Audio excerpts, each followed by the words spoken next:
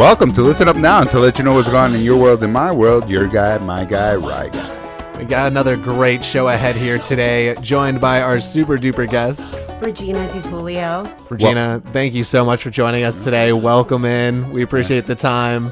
And full disclosure, you visited our studio before, and welcome back. And we can't wait to catch up with you. And I know you're no newcomer to the fitness space. You have years of expertise that you're working off of and sharing with the great people at home right now. Over that time that you've been a personal trainer in that fitness space, how has your approach to training evolved over those years? What's maybe different about the way you coach today compared to when you first started? I feel like I'm a lot tougher now. I've been training 31 years, been doing it, it's my life. So it just really shows in everything I do. That's my passion. I love what I do. Does that go hand in hand with finding new ways to hold your clients accountable, sort of like laying down a bit of the law with them, making sure that they're sticking to their goals and remaining consistent? Yes, I really feel like I have a lot of serious clients because that's why they're there to work. Everyone has a goal. Find your goal, stick to it, work towards it. Find ways to really smash that goal, to really get in. Even if you write it down, do what you're going to say. Oh, I'm going to be here 3 days a week. I'm going to hold you accountable for it. You'll be getting phone calls, texts. Absolutely. Just like your shirt says, OneLife. And I imagine there's where we can find you holding these extraordinary training lessons. We got a great community here. So many health-centric, focused people in this Rockville, Olney area. I know that you're with OneLife Fitness. What sort of drew you to the community in that area? And how's that transition been so far? I love the energy of it. The energy is just so high energy. It's just a really awesome club. I'll say clubs because I'm at Rockville. Then I also teach a senior fitness on Fridays at the Olney location. And starting this Thursday, we're going to start up another senior class Thursdays at 11 a.m. at the Rockville. Congratulations. Is that Thank something you. you're spearheading for OneLife there? Yeah, it's a big mix. It's a big mix of cardio, strength, flexibility, mobility. Now, when we're talking seniors, we're talking guys like me or a little younger? We have a big mix. We even have people that aren't seniors that just come because they just like the dance aspect of it or they like the strength of it. So you say the social aspect is the big draw right now and they're getting healthier without even knowing it. Yes, and it's a really nice community.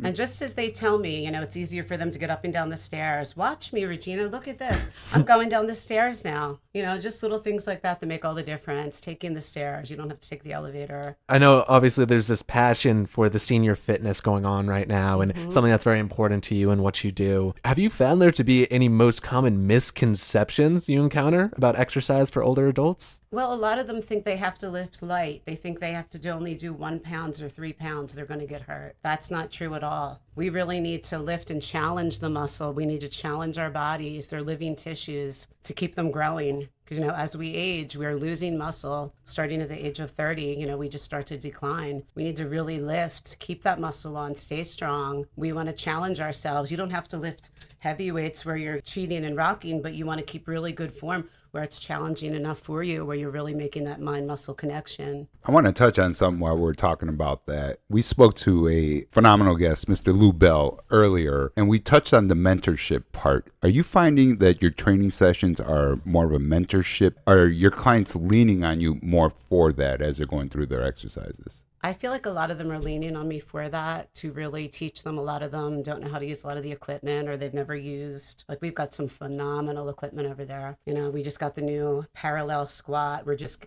constantly getting things in. So they really count on me to really teach them how to, do the proper form and really use proper form through the weights and through the, through the cables, through everything we do. And OneLife does a great job with the equipment there. And tell me more about this new piece of equipment you were just explaining.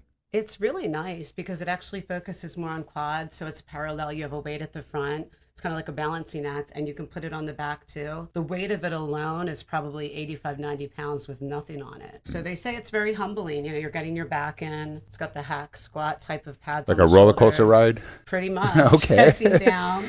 The legs are up. It's not linear, but it's a little bit elevation. And we were talking a bit about safety, especially, in these senior programs. There is that thought, the muscles are getting weaker, so there's always that concern of injury. How do you approach designing safe and effective workouts for seniors, especially ones who might be dealing with, let's say, some sort of chronic condition or mobility issues, past injuries? We always start with a really nice warm up because we want to raise the heart rate. We want to get all the muscles strong, the ligaments, the tendons, the joints. We want to get everything warm. So we always start with a proper warm up, a nice stretch afterwards. And then, we just start with the weights. So we start with legs because that's very important as we age, is the leg strength. So we got specialized equipment. You're walking them through. You're guiding me step by step so I don't have that fear. How long into the training sessions? Is it a week or two you start noticing, a month, where the client takes on more because they don't have that fear? I feel like that as soon as we do our first Smart Start, which is an assessment, it's a run through of a workout,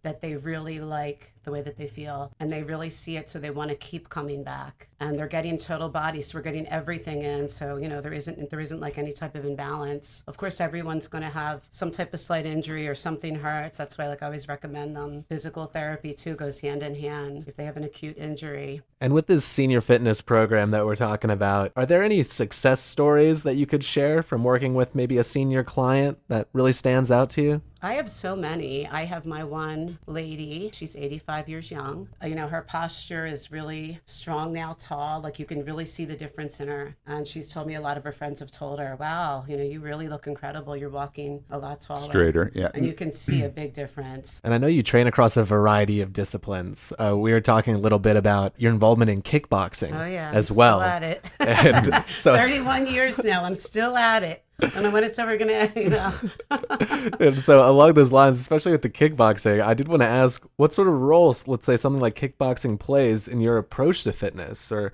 what sort of unique benefits you see that it brings. It gives you so much strength, so much like agility. It gives you so much endurance, like endurance through the roof. Like when you're done, the feeling is just off the charts. And something that I think is really cool is you have such like a varied blend of interests that you get involved with, whether it's the senior fitness, the kickboxing, or one that I thought was especially interesting we were talking about was the slacklining. Oh, yeah. Could you tell me a bit about what, for the people at home who might not know what that is, could you explain what it is? So now my children put up a slackline in the backyard.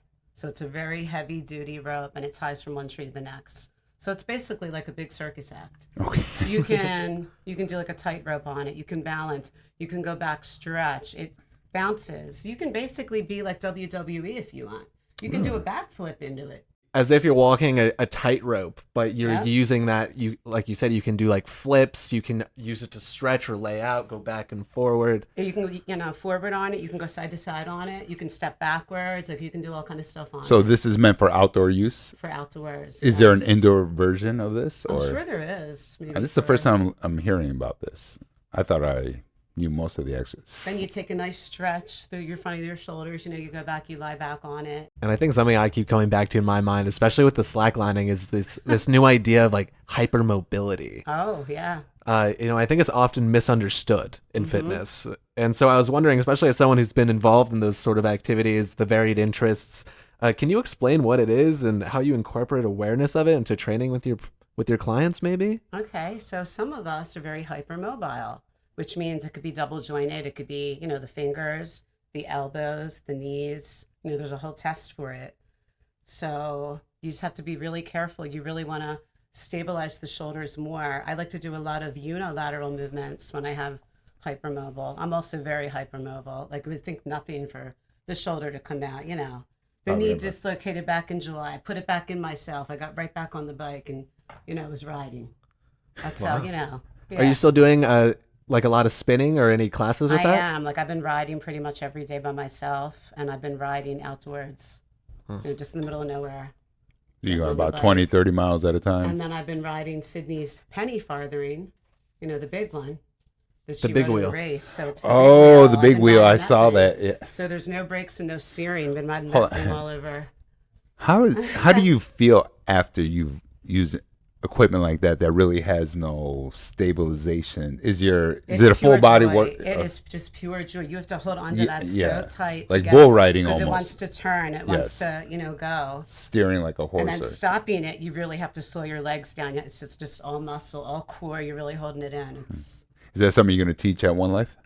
I doubt it. We had a little spill on it. The sheet's kind of, it is tough. And it actually brings me to my next question. With so many different fitness trends or ways to go about fitness constantly popping up, whether it's the slacklining, whether it's the big wheel, How do you decide what's worth incorporating into your training and what to leave aside, or what might work for certain groups versus others? I like everything. I'm always into trying everything, and I'm always curious. I don't leave a stone unturned. I got to get into everything, but I just kind of encourage people to try something. How are you not going to know if you like it or not? Like, what is your cardio choice going to be if you've never done it? Try a Zumba class, try a spin class. So many people just say, oh, like I don't, it hurts me. I don't like spinning it. But if you find the right instructor and go to the right class, you're going to see the benefits. You're not going to think about that part of it. You're going to look forward to going every week and doing this. Yeah. Plus, with all the community, all the people you're going to meet, like-minded individuals that all have the same goals, that want to be fit.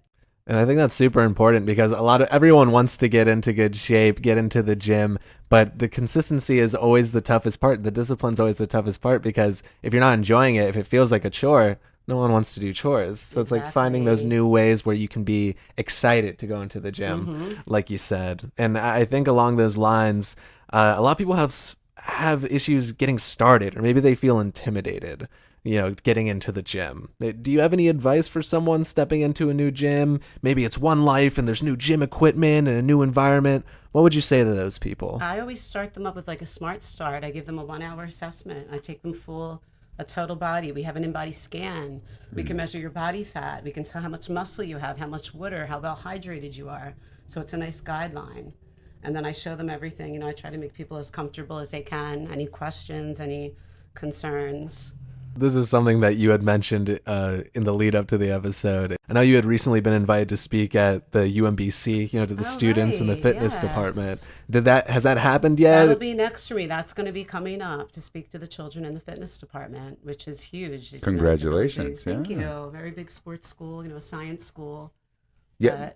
So it'll be nice. Do you have any plans for that? Do you have what's the process like? Is there a speech being put together? Do you know what topics you want to cover or what the message may be? I'm going to cover everything. I feel like a lot of our youth are not, they're not being as active as they could be. They have the gym, it's right there on campus. They have the pool there. They have beautiful grounds. There's always something to do. They have yoga, they have Zumba, they have all the different. So hopefully I can motivate, some of these kids. Well, and once again, I think the theme today, right, guys, has been mentorship, talking to the youth about things that they may not be aware of or getting out of their comfort lane. Yes. I've seen some of the athletes. I've met some with the dancers, the yoga, stuff like that. And they just have a need for it. I feel like a lot of our youth really aren't eating healthy, especially the college kids. They're always, bringing in the chips and stuff, and they really can't do that. They really have to, especially if you're an athlete, you need to eat healthy. And you need to eat, at the right times. You need all your nutrients. You can't just eat, chips and junk all the time. We want to make sure to have all our omega-3s, right, for the joints. I take omega-4s. Like sardines, get them out, right, with the rice. Yeah. Cats will go crazy. Could be